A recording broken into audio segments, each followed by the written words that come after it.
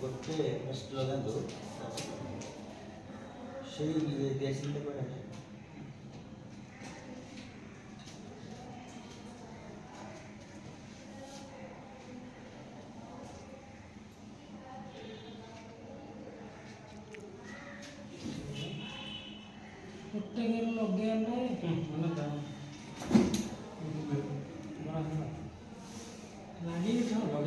दीपता नहीं धूपटा लगी तो ओम अंतर्ज्योति बहिर्ज्योति प्रत्यज्योति परात्पर ज्योति ज्योतिरेक ज्योति शिव स्वयं आत्मा ज्योति मनोज्योति ज्योति चक्षु संपश्यति सह बाह्यभ्यंतर ज्योति नवज्योति शिव ज्योति ओम श्री सद्गुरु परमात्मने दीपं समर्पयामि नमः ओम वनस्पति रसद्भूतं गन्धाढ्य सुमनहरः अग्रे सर्वदेवानां धूपयं प्रतिगृहीतम् ओम जगन्नाथ बलभद्र सुभद्राभ्यां चरणारविन्दपितभे दीपधूपं समर्पयामि नमः।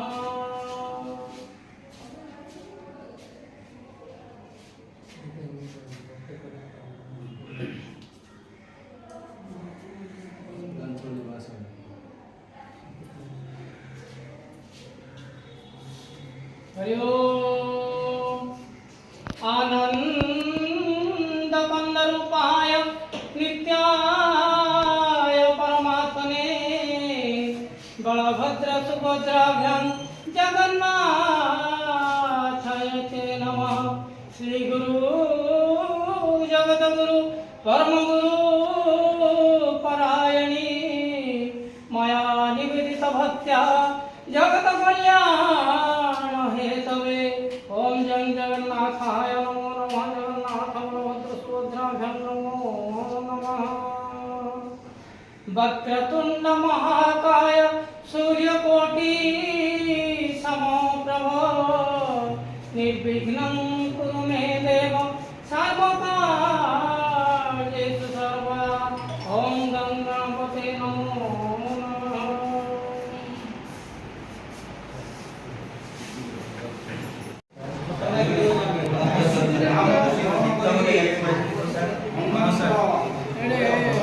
सर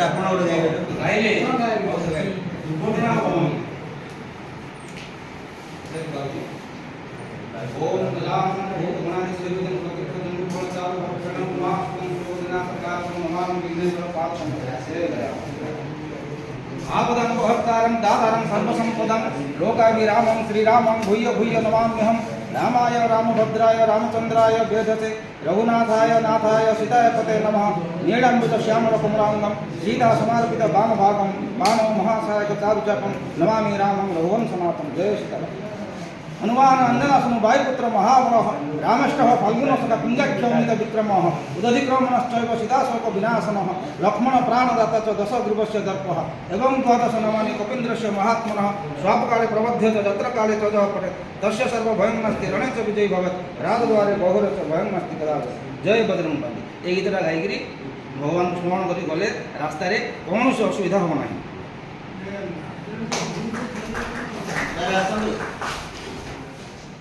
गोटे रिक्वेस्ट समस्त को जदि गीतटा भल लगे तो ठीक अच्छे जदि क्या आसूसी मो सहित पाइदेले आगे भल लगे समस्त।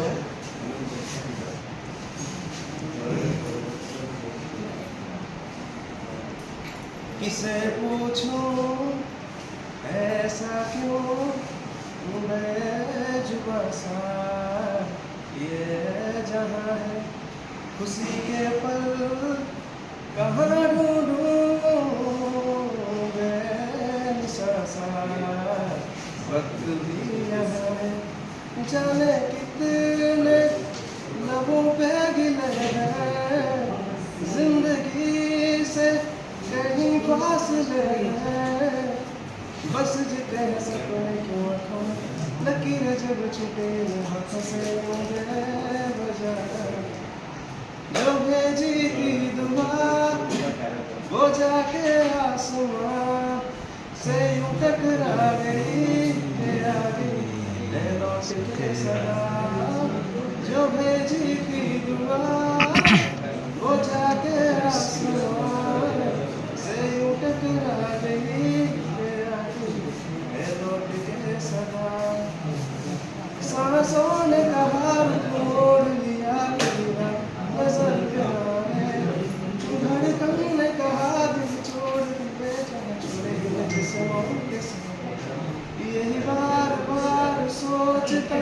हूँ तन्हा गया मेरे साथ साथ चल रहा है क्या बता दूँ जो भेजी थी दुआ वो जाके आसमान से यूं टकरा गई लौट के सलाम जो भेजी थी दुआ वो जाके आसमान से यूं टकरा गई लौट के सलाम। धन्यवाद। द्वितीय दिवस अर्थात 23/8/2024 विवरणी जहाँकि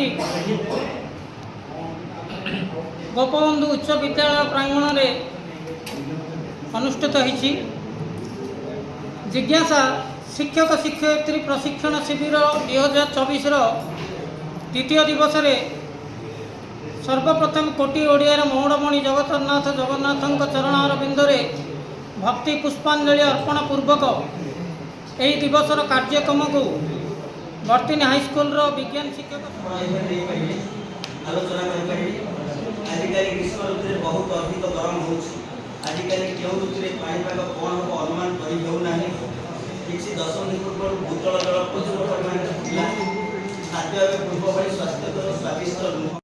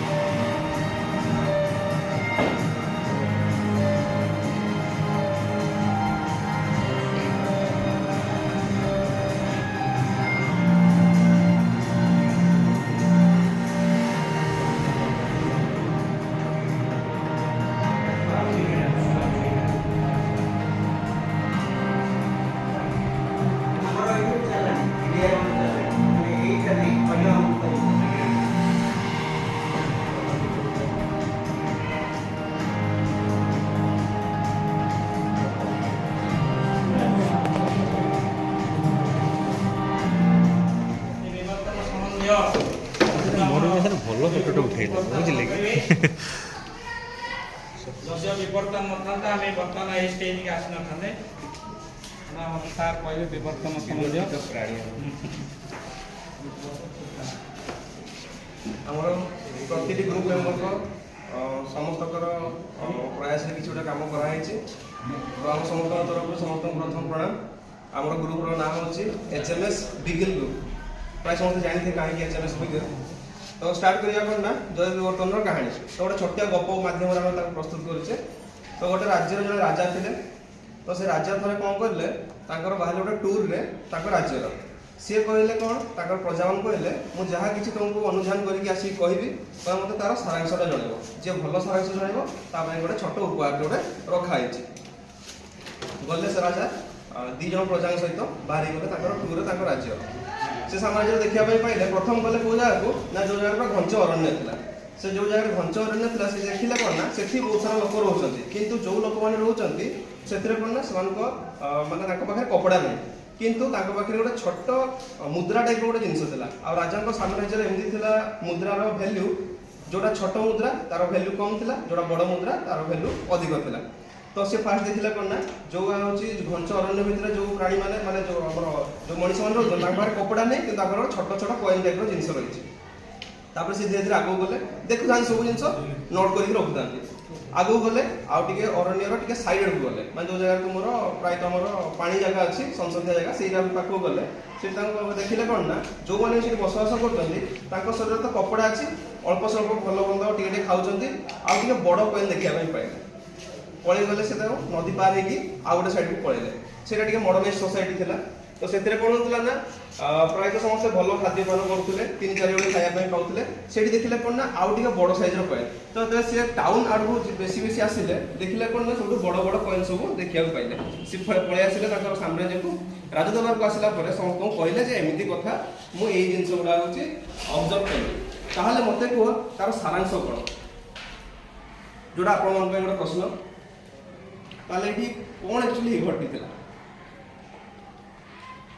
किसी आइडिया किसी जना पड़े कि जना पड़े सर भाविले जना पड़ो भाविलु टंका गुड़ा छोट थिला बड़ हो गला हाँ विवर्तन कहीं लागू विवर्तन कथा कह किसी कहनी सर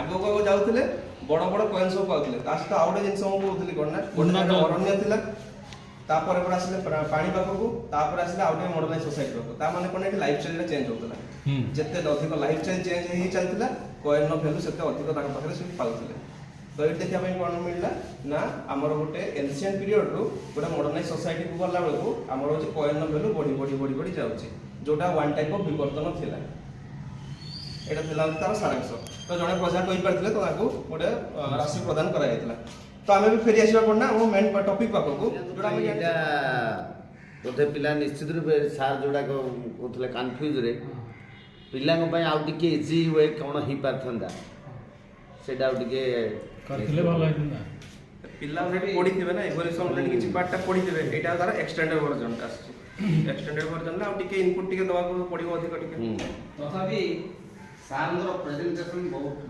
बढ़िया प्रेजेंटेशन ओके सब साइड ओके अच्छी एटा टिके हायर मेथड है और टिके नॉलेज बेस भलो करला किंतु छोट पिला हायर मेथड टा आवश्यक पड़ेला और टिके लोअर रे आपण जदी किछ एग्जांपल दे थांदा और टिके भलो थांदा बही भितर टाइप रो अच्छा हमरो पिला को टच करला एटा किंतु टीचर माने में ठीक है टीचर माने जति ज्ञान एक्वायर करिया कथा एटू भलो ज्ञान अच्छा सेटा आ गोटे प्रश्न मोर रहइबो जे जेउडा हमर जिराफा ये निया हिची तार नेक टा बड़ी बड़ी गला किंतु मनुष्यर हाइट टा काई काई कमी कमी आसिला सर लामार्किज्म टा ये कॉम्प्लेक्स गला ना टेंशन बढ़ जाउची टेंशन बढ़ जाउ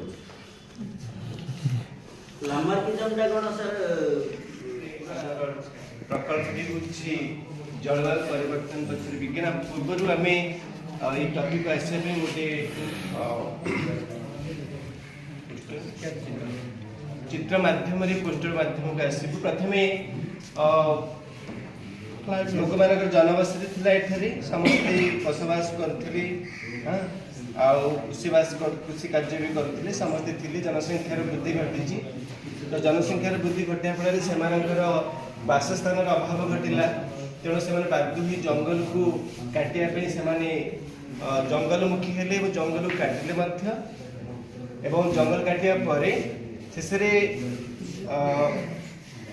से अर्थनीतिर खाद्य खाद्यर अभाव घटला अर्थनीतिर अभाव घटला तेणु से पूर्ण करने विभिन्न कलकारखाना स्थापन करागला तो कलकारखाना जो कलकारखाना निर्गत विभिन्न विषाक्त गैस वर्तमान वायुमंडल को निर्गत होती धीरे धीरे वायुमंडल अवस्था परिवर्तन घटला विभिन्न ऋतुर परिवर्तन घटला यार प्रभाव जीवजंतु मनुष्य समस्त यार प्रभाव पड़ा शेष कलकारखाना विषाक्त गैस विभिन्न प्रकार उत्पन्न फल विभिन्न वन्यजंतु प्रभाव पड़ी एपरिक मेरु अंचल जीवजंतु मान प्रभाव पड़ा तापर समुद्र जल उत्तप्त है उत्तप्त है विभिन्न लघुचाप गुरुचाप इत्यादि सृष्टि भी आगुरी होता बर्तमान किंतु वर्षा जल इत्यादि अनियमित प्रकाश पाइला एवं पृथ्वी पृष्ठ एक वैज्ञानिक परिवर्तन घटी जलवायु परिवर्तन क्षेत्र में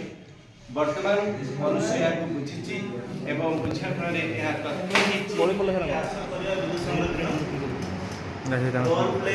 मोबाइल गोटे करूँ आप आलोचना कर तो से आमर ଖାଦ୍ୟ ସମସ୍ତେ ଅଛୁ ବର୍ତ୍ତମାନ ବ୍ଲକ ହେଲା ସାର୍ ଅଛନ୍ତି ବାପା କରୁଛନ୍ତି ନାଇଁ କିଛି କହିବା ବ୍ଲକ ସାର୍ ସାର୍ ହଉଛି ସାର୍ ଗୋଟେ ହଉଛି ସାର୍ ଥାଉ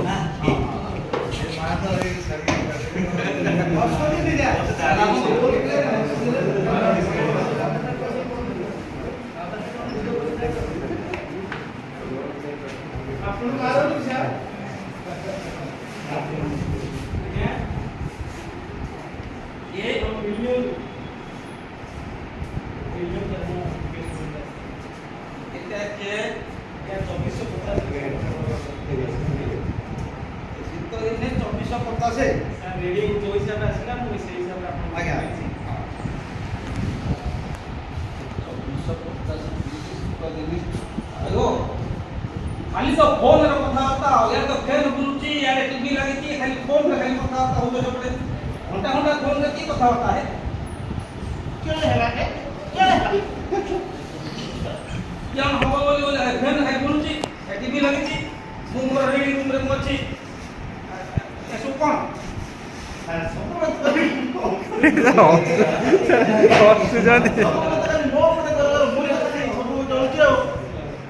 ଆଉ ତ କେହି ଏଠି ଘରେ କିଛି କରୁନାହାନ୍ତି ଆଉ କିଏ କଣ କରୁଛି? ଆଜି ରୋଷେଇ ବାରମ୍ବାର କଲେ ତମେ ଯାହା ଖାଉଛ ଖାଅ ବିଦ୍ୟୁତଟା କେତେ କଷ୍ଟରେ ଆସୁଛି ଜାଣିଛ ଆଁ?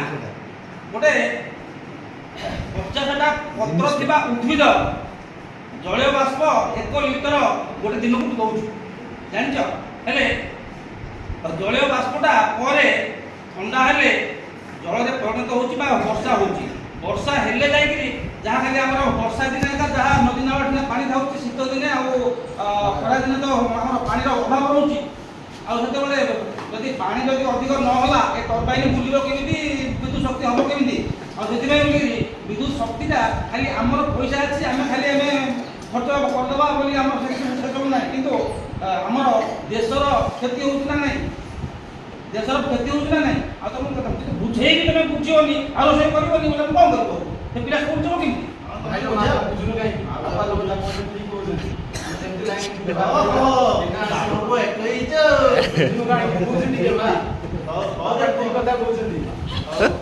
ଆରେ ଦେଖ ସେ ପାଣିଟା ଲଗେଇକି ଦାନ୍ତ ଘଷୁଛି ଆରେ ଓ ପାଣିଟା ବନ୍ଦ କରେ ବନ୍ଦ କରିକିରି ଦାନ୍ତଟା ଘଷେ ପାଣିଟା କାହିଁକି ନଷ୍ଟ କରୁଛୁ ସିଆଡ଼େ ସେମିତି ହେଇଥା ସେ କେମିତି ଆଉ ପଲିଥିନ୍ ବ୍ୟାଗ୍ରେ ଟମାଟୋ ଆଣୁଛୁ ସବୁ ଆଣୁଛୁ ଆରେ ପଲିଥିନ୍ ବ୍ୟାଗ୍ ଯାକ ପଲିଥିନ୍ରେ କାହିଁକି ଆଣୁଛୁ ବ୍ୟାଗ୍ ନେଇକି ଆଣୁନ ଆରେ ଆମ ପୃଥିବୀ ପୃଷ୍ଠରେ ଏତେ ପଲିଥିନ୍ ହେଇଗଲାଣି ଯାହାଫଳରେ ବର୍ଷା ପାଣି ଆଉ ମାଟି ତଳ ଭିତରକୁ ଯାଇପାରୁନି ଆରେ ଆମର ଅଣ୍ଡରଗ୍ରାଉଣ୍ଡ ୱାଟର ଲେଭେଲ୍ କମିଗଲାଣି ଦିନ ଆସିବ ଆଉ ପାଣି ଖୋଲିଲେ ହେଲେ ବାହାରିବନି ପାଣି ନା ତଳେ ଅଛି ନା ଉପରେ ଅଛି ପାଣି କୋଉଠି ହେଲେ ନାହିଁ ସେସବୁ ବିଦ୍ୟୁତ ଶକ୍ତି ଆଉ ମିଳିବନି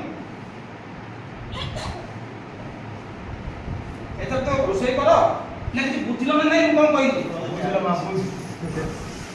ବୁଝିଲ କିଛି ବୁଝିଲ ତ ଟିକେ କର ସ୍କୁଲ ଟାଇମ୍ ହେଲାଣି ଯିବା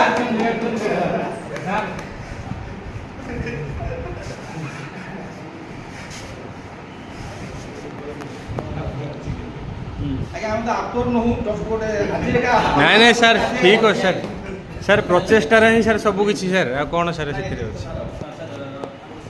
ଆମର ତ ଜାଣିଛୁ ଯେ ବର୍ତ୍ତମାନ ସମୟରେ ଇଲେକ୍ଟ୍ରି ବିନା ଆମେ ଗୋଟେ ମିନିଟ୍ ବି ରହିବା ଅସମ୍ଭବ କାହିଁକି ନା ଦେଖନ୍ତୁ ବର୍ତ୍ତମାନ ଇଲେକ୍ଟ୍ରି ନଥିଲା ଆମେ ସମସ୍ତେ ବିଞ୍ଚି ହେଉଥିଲୁ ଖାତା ଧରିକି କିଏ ରୁମାଲ ଧରିକି ବିଞ୍ଚି ହେଉଥିଲୁ ତେଣୁକରି ଇଲେକ୍ଟ୍ରି ଆମର ବର୍ତ୍ତମାନ ଦୈନନ୍ଦିନ ଜୀବନରେ ଗୋଟେ ଗୁରୁତ୍ୱପୂର୍ଣ୍ଣ ଅଂଶ ବିଶେଷ ହେଇଯାଇଛି ଆମ ସହିତ ଆମେ ଦେଖନ୍ତୁ ଯେଉଁଟାକି 2-3ଟା ଲାଇଟ୍ ଚଳିଲେ ହେବ ବର୍ତ୍ତମାନ ଆମେ 3 ଦିନ 6 ଦିନ 10 11ଟା ବର୍ତ୍ତମାନ ଲାଇଟ୍ ଦେଇଦେଇଛୁ ବର୍ତ୍ତମାନ ଆମେ ଚାହିଁଲେ ଏଟାକୁ ସଂରକ୍ଷଣ କରିକି 2ଟା ଲାଇଟ୍ ମଧ୍ୟ ଆମେ ଦେଇପାରିବୁ ଏବଂ ଘରେ ଆମେ ଯେତେବେଳେ ରହୁଛୁ ସେତେବେଳେ ଦିନରେ ଲାଇଟ୍ ନଦେଲେ ମଧ୍ୟ ଚଳିବ କିନ୍ତୁ ଆମେ ଲାଇଟ୍ ଦେଇକି ତାପରେ ଆମେ ସବୁ କାମ କରୁଛୁ ଏବଂ ଫ୍ୟାନ୍ ମଧ୍ୟ ସେଇଭଳି ବୁଲୁଛି 2-3ଟା ରୁମ୍ ଯଦି ଆମେ ଗୋଟେ ରୁମ୍ ବ୍ୟବହାର କରୁଛୁ ତ 2-3ଟା ରୁମ୍ରୁ ବି ଫ୍ୟାନ୍ ବୁଲୁଥିବ ଏସି ଚାଲୁଥିବ ଏସିକୁ ଆମେ 18-19 ସେତେ କମ୍ରେ ଦେଇକି ବର୍ତ୍ତମାନ ୟୁଜ୍ କରୁଛୁ ଯାହାକି ଆମେ 25-26ର ରଖିଲେ ବି ଆମେ ଭଲସେ ଗୋଟେ ରୁମ୍ରେ ବି ରହିପାରିବା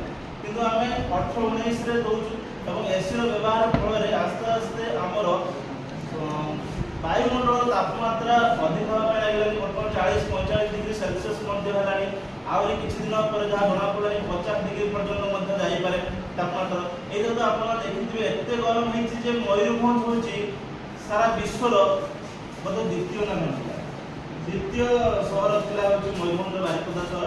ମାନେ ଟୋଟାଲ ବିଶ୍ୱର କି ଥିଲା ଏତେ ଉତ୍ତପ୍ତ ସହର ଥିଲା। ତେଣୁ ଆମେ ଯେତେ ଚେଷ୍ଟା କରିବା ବିଦ୍ୟୁତ ସଂରକ୍ଷଣ କରିପାରିବା। ତ ଏଥିରେ ଆମର ଲେଖା ଅଛି ବିଦ୍ୟୁତ ଶକ୍ତି ସଂରକ୍ଷଣର ଆବଶ୍ୟକତା ହେଉଛି ପ୍ରାକୃତିକ ସମ୍ବଳ ଗୁଡ଼ିକର ସଂରକ୍ଷଣ କରାଯାଇପାରିବ। ସବୁଜ ପଟରେ ଗ୍ୟାସ ମାତ୍ରାକୁ ରଖାଯାଇପାରିବ। ବିଦ୍ୟୁତ ଦେୟକୁ ଆମେ ଯଦି ଶକ୍ତିର ସଂରକ୍ଷଣ କରିବା ତାହେଲେ ଆମର ଇଲେକ୍ଟ୍ରିକ ବିଲ୍ କମ ଆସିବ। ସେମିତି ବିଦ୍ୟୁତ ଶକ୍ତି ସଂରକ୍ଷଣର ଉପାୟ ହେଉଛି ଅନାବଶ୍ୟକ ବିଦ୍ୟୁତ ବଲ୍ବ ଓ ପଙ୍ଖାକୁ ବ୍ୟବହାର କରିବା। ଯାହା ଆମେ ବର୍ତ୍ତମାନ କହିଲେ ଯେ 2ଟା ଲାଇଟ୍ ହେଲେ ଚଳିବ, କିନ୍ତୁ ବର୍ତ୍ତମାନ 11-12ଟା ଲାଇଟ୍ ଆମର ଏଠି ଦିଆ ହେଇକି ରଖାହେଇଛି, ପୁରା ଆଲୋକ କରି ଦିଆହେଇଛି ରୁମଟା। କାହିଁକି ନା ଆମର କିଛି ଦରକାର ନାହିଁ, ତଥାପି ପୁରା ଯେମିତି ସମସ୍ତଙ୍କ ମୁହଁ ଭଲ ଭାବରେ ଦେଖାଯିବ ସେଇଭଳି ଭାବରେ କି ଲାଇଟ୍ ଦିଆହେଇଛି। ଏବଂ ଫ୍ୟାନ୍କୁ ଅଯଥା ଫ୍ୟାନ୍କୁ ମଧ୍ୟ ଘୋରାଯାଉଛି। ତାହେଲେ ଏଲ୍ଇଡି ବଲ୍ବର ବହୁଳ ବ୍ୟବହାର କରିବା।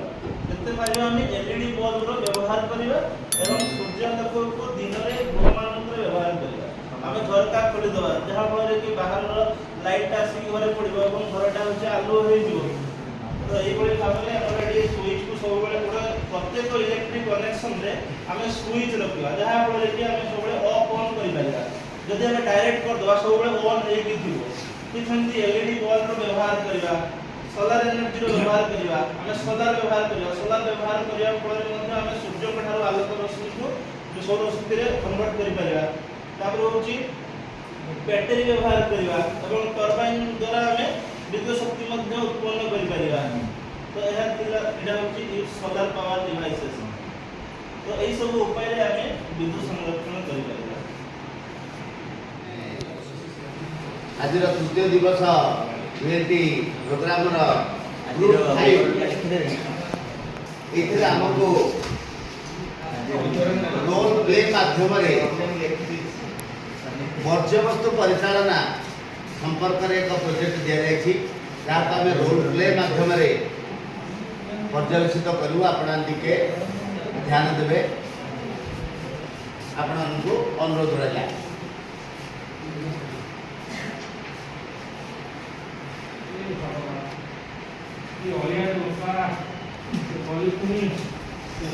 କୁଆଡ଼େ ଗଲା ପିଲା ଲୋକ ଏତେ ସବୁ ଆବର୍ଜନା କରି ପକଉଛି, ଏମାନେ ସବୁ କୁଆଡ଼େ ଗଲେ? ମୁଁ 80 ବର୍ଷର ବୁଢ଼ୀଟା ହଉ ଯାହା ଚିନ୍ତା କୁଆଡ଼େ ଗଲା?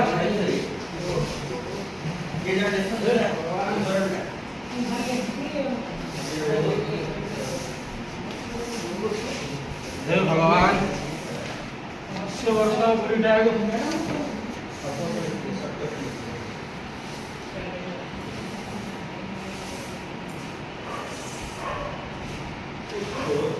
ଯାହଉ ସବୁ ସଫା ହେଇଗଲା। ଆରେ ବାପା ସାନୁ କୁଆଡ଼େ ଗଲୁ ରେ ବାପା? ଆରେ ବାପା ପାଣି ଗିଲାସେ ଆଣିଲୁ ବାପା, ହାଲିଆ ହେଇଗଲି। ବାପା କୁଆଡ଼େ ଗଲୁ ରେ? ମାମା କ'ଣ ସତରେ ଘର ସଫା କରିଦେଲୁ? ଆରେ ତୁ କୁଆଡ଼େ ଯାଇଥିଲୁ? ତତେ କ'ଣ ଦେଖାଯାଉନି? ମୁଁ ନାଚୁଛି ଏଇଠି, ମୁଁ ନାଚୁଛି, ଦେଖାଯାଉନି? 80 ବର୍ଷ ବୁଢ଼ୀଟେ ବାପା ଏତେ କାମ ବାପା କଲି, ହଉ ମରିଗଲି ମରିଗଲି। ତୋ ଆଖି କ'ଣ ଫୁଟି ଯାଇଛି? କ'ଣ ହେଲା ପୁଅ? ଦେଖୁନ ଜେଜେ ମତେ କେମିତି ମାରୁଛନ୍ତି। ମାଇଲି କୋଉଠି? ମୁଁ କ'ଣ କିଛି କାମ କରୁନି? ତମେ ସବୁ କୁଆଡ଼େ ଯାଇଛ? ମାରିଲି କୋଉଠି?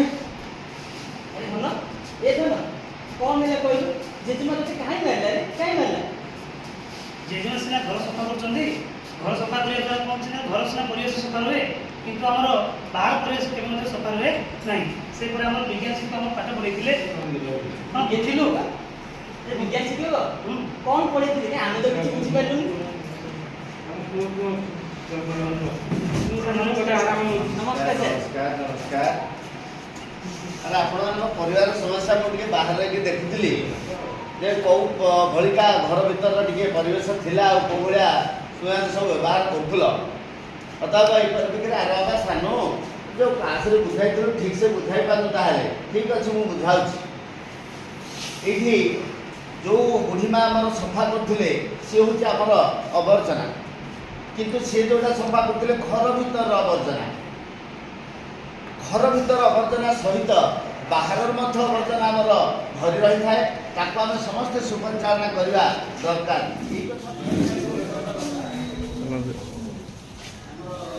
सर कुआड़े चल रहे बर्ड वाचिंग अच्छा कुआड़े चल सर पक्षी सर्वेक्षण पक्षी विहंग मानक जाइए देखू है विहंग मैंने आमर हूँ खाऊँ कौन खाऊँ सर कुआड़े चल कहतु मैंने बाइट से गछ उपर केमी शोचती खाऊँ है कि जिन को अनुधान कर आसू। अच्छा अच्छा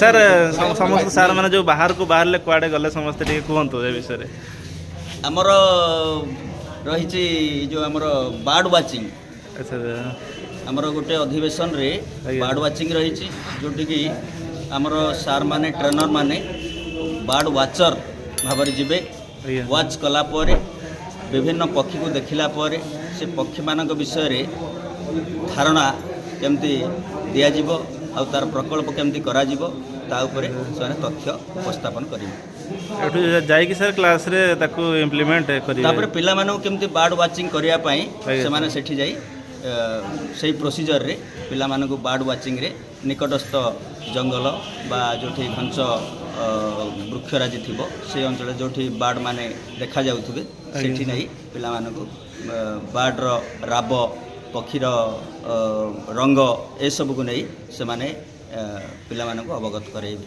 आउ से मानक प्रोजेक्ट करया पई प्रोत्साहन जोगाइबे। धन्यवाद सर चलू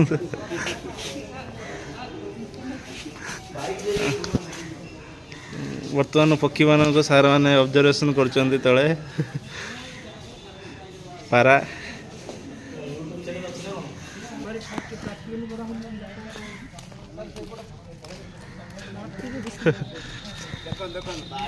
सर धीरे धीरे जीवे परा एत जोर से आगे आगे दीदी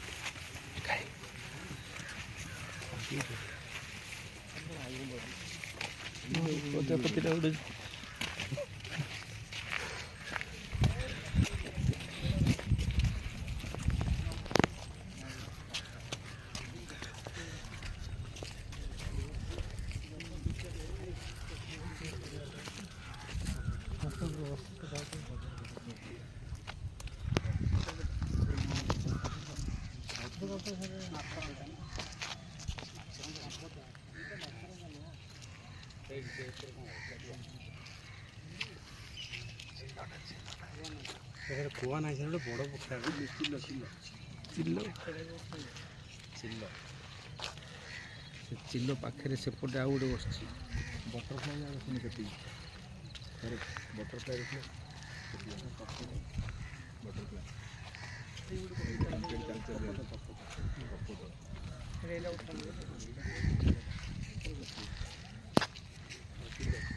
आम सब देखुचे भिडियोटा बुले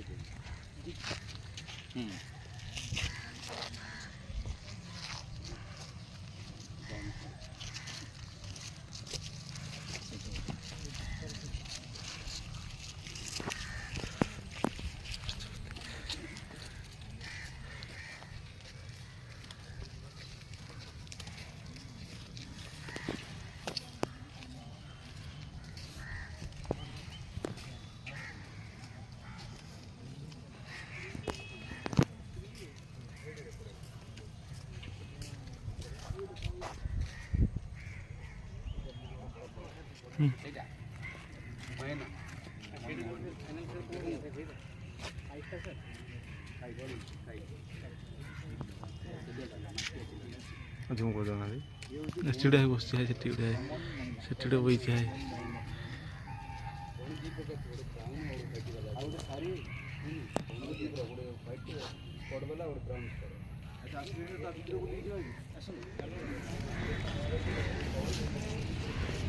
କ'ଣ ସାର୍ ସାର୍ ସେପଟେ କେତେ ଥର ମାରି ସାରିଲେଣି ଆପଣ ଥରେ ମାରିନାହାନ୍ତି ଏ ଯାଏ ପୁରା ଆମର ଆକ୍ଟିଭ ଲୋକ ଚାଲିଛି କେତେବେଳଠୁ ମାନିବା ପାଇଁ ପଡ଼ିବ ତ କିଏ ପୁଣି ଆଜି ଜିଜ୍ଞାସା ଟ୍ରେନିଂର ତୃତୀୟ ଦିବସରେ ଆମର ସାର୍ ମାନେ ଟିକେ ଦେହଟାକୁ ଫୁର୍ତ୍ତି କରୁଛନ୍ତି କ୍ରୀଡ଼ାଙ୍ଗନା କାର୍ଯ୍ୟ ଠିକ୍ ଠିକ୍ ଠିକ୍ ଠିକ୍ କ୍ରୀଡ଼ାଙ୍ଗନା କାର୍ଯ୍ୟକ୍ରମ ମଧ୍ୟ ଟିକେ ମିକ୍ସ ହେଇଯାଇଛି ଜିଜ୍ଞାସା ସହିତ କ୍ରୀଡ଼ାଙ୍ଗନାର ମିକ୍ସ ଟିକେ ହାଲିଆ ହେଇଗଲେ ତ ଟିକେ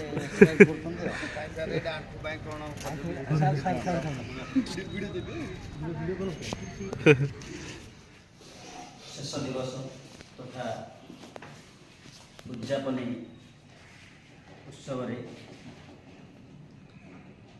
ମୁଁ ସମସ୍ତଙ୍କୁ ସ୍ୱାଗତ ଜଣାଇବା ସହିତ ଶୁଭେଚ୍ଛା ଓ ଶୁଭକାମନା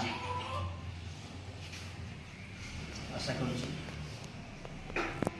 ବର୍ତ୍ତମାନ ଆମ ଗଣରେ ଉପସ୍ଥିତ ଅଛନ୍ତି ଆମର ଗୋପବନ୍ଧୁ ଉଚ୍ଚ ବିଦ୍ୟାଳୟର ବରିଷ୍ଠ ଶିକ୍ଷକ ଶ୍ରୀ ପ୍ରଭାକର ପ୍ରଧାନ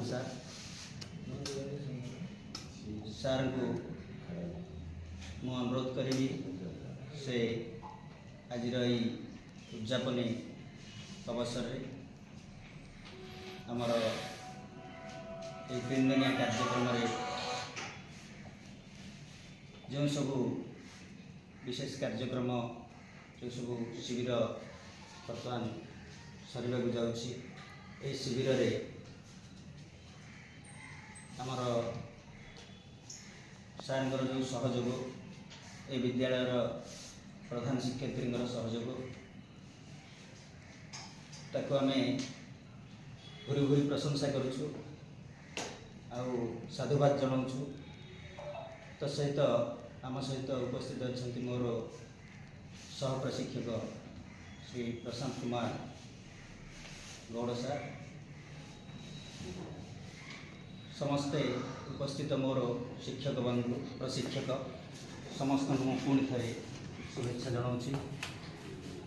ବର୍ତ୍ତମାନ ମୁଁ ଆଶା କରିବି ଆମର ପ୍ରଧାନ ସାର୍ ଏହି କାର୍ଯ୍ୟକ୍ରମରେ ସଭାପତିତ୍ୱ ଆସନ ଅଳଙ୍କୃତ କରିବେ।